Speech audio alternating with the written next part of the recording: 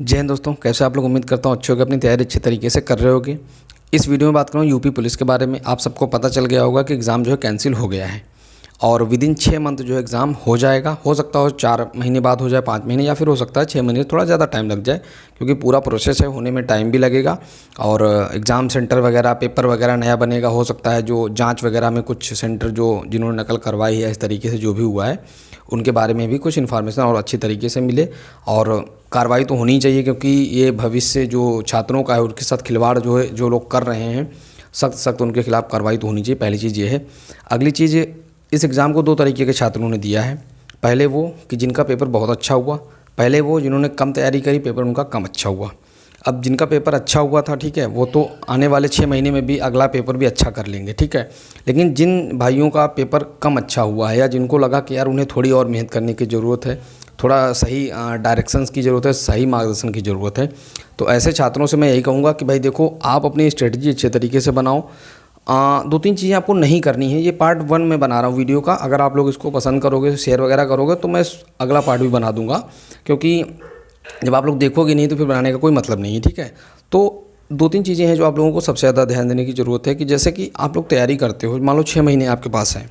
अब 6 महीने में अपना सिलेबस देखो, जो भी चीज़ें हैं, हिंदी, मैथ, रीजनिंग, जीएस किस किस तरीके से आ रही है, एक टॉपिक वाइज बना लो कि मुझे इतना पढ़ना है। और सबसे बड़ी बात है, अभी कोई ख़ास मुझे नहीं लगता कि आपको कोई कोचिंग ज्वाइन करनी चाहिए यूपी पुलिस की, कोई टेस्ट सीरीज़ वगैरह अभी नहीं। अभी सिर्फ थ्योरी पढ़ो, ठीक है, अच्छी बुक से अच्छे तरीके से पढ़ो। उसके बारे में जैसे मान लो कॉन्स्टिट्यूशन है, कॉन्स्टिट्यूशन आप पढ़ने बैठो जब, तो आप उसको अच्छे तरीके से, जितने आर्टिकल हैं, जितने संशोधन हुए हैं, ये इंपॉर्टेंट चीज़ें होती हैं, ठीक है। नए नए जो इम्प्रूवमेंट जो गवर्नमेंट कर रही है करंट अफेयर को लेकर, इन सब चीज़ों को जो है अच्छे से गहन अध्ययन करो, क्योंकि एग्ज़ाम के जब 1 महीना या 2 महीने बचते हैं तो फिर प्रेशर आता है, उस समय आप नहीं कर पाओगे उतना अच्छे से। नई चीज़ें जो तैयार होती हैं वो एग्ज़ाम के पहले तैयार होती हैं, ठीक है।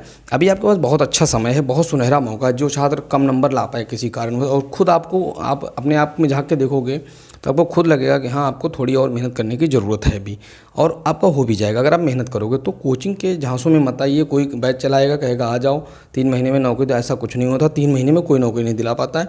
आपकी कक्षा 8 से लेकर 6 से 8 तक, 12 तक, ग्रेजुएशन, सब चीज़ की मेहनत जो है काम आती है, तब जाके सिलेक्शन होता है। तो आप धीरे धीरे अपना जो है अपने आप में इम्प्रूवमेंट करिए, ठीक है।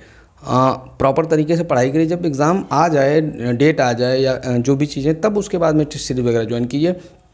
अभी आपको क्या करना है कि सप्ताह में 1 टेस्ट सीरीज दे लो, बहुत है, ठीक है ना। 1 दे ली, उसके बाद एक एनालाइज़ कर लिया कि हाँ, आप जो पढ़ रहे हो सही है। अच्छा, एक चीज़ और आपको आइडिया भी लग गया होगा कि पेपर आएगा कैसे, क्योंकि 4-5 साल से वैकेंसी नहीं आई थी, तो आपको आइडिया नहीं लग पाएगा कि आने वाला पेपर कैसा होगा यूपी पुलिस का।